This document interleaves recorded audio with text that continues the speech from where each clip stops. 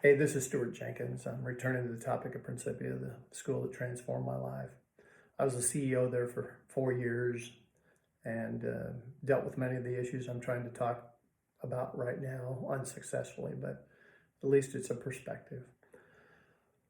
I believe Principia sadly suffers from a failed culture, and that culture is really driven by the fact that the Board of Trustees for decades has tried to replicate the past rather than build a bright, optimistic, growing future. It's like trying to drive your car 80 miles an hour while looking in the rearview mirror. It's not going to end well.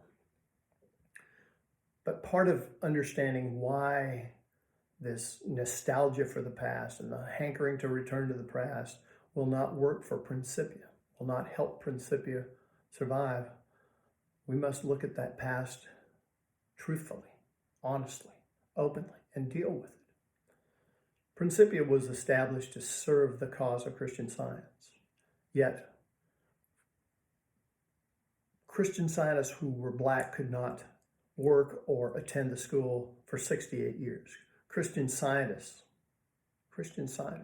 who were gay could not work or attend the school openly for 116 years.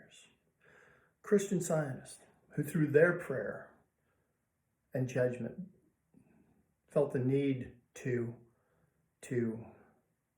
use the help of a physician from time to time, were not allowed to work or attend the school openly for 118 years. So the school was discriminating against individuals, people who were members of their own faith, and doing so in sort of a relentless manner. And this leads us to the sad conclusion that despite all of the goodness, the leader of Principia, the founder of Principia, and the board of trustees that established the purpose and policies of Principia exhibited racist behavior.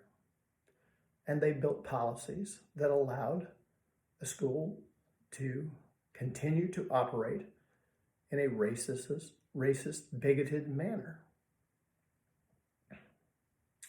While I was on the board, 1997, the board of directors of the Mother Church came to Principia with a letter and said, please stop using Christian Science as an excuse for not hiring or enrolling gay members of our faith. Did Principia say, oh my gosh, we need to stop? No. They stubbornly went right on discriminating, continuing the culture of discrimination that had been present in the school up to that point for 100 years. What did they do? Well, we rewrote our community standards to exclude gay Christian Scientists. As CEO, I was asked to fire faculty members who were found using something as small as an eye drop. I was asked repeatedly to dismiss members of the community who were gay, which I refused to do, which put me at loggerheads with other leaders on the campus.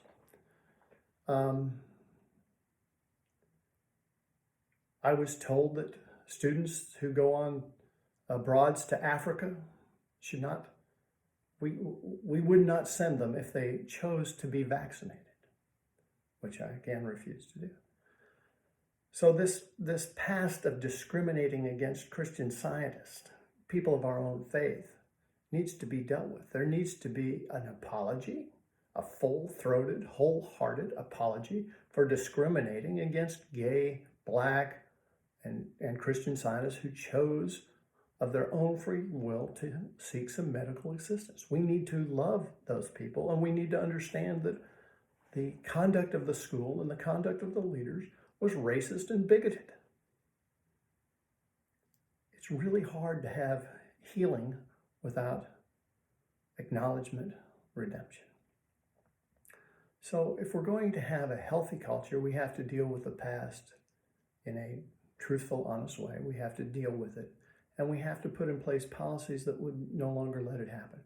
The current policies, the policies that Principia operate under today are the same policies that allowed discrimination, and the same discrimination that happened in the past could happen today under those policies. Principia is the only school in the nation that doesn't have a non-discrimination policy in its Big P policies. They say, well, we deal with that in the handbook.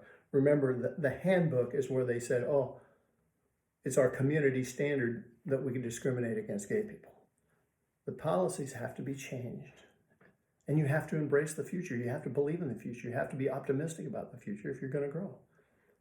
Returning to the good old days, replicating the past, in my view, is not going to be successful. It hasn't been successful. So that's a little inside baseball on a tough topic. But there's much goodness, and there's more goodness to be had if people will deal with these issues openly and honestly. Hope it helps.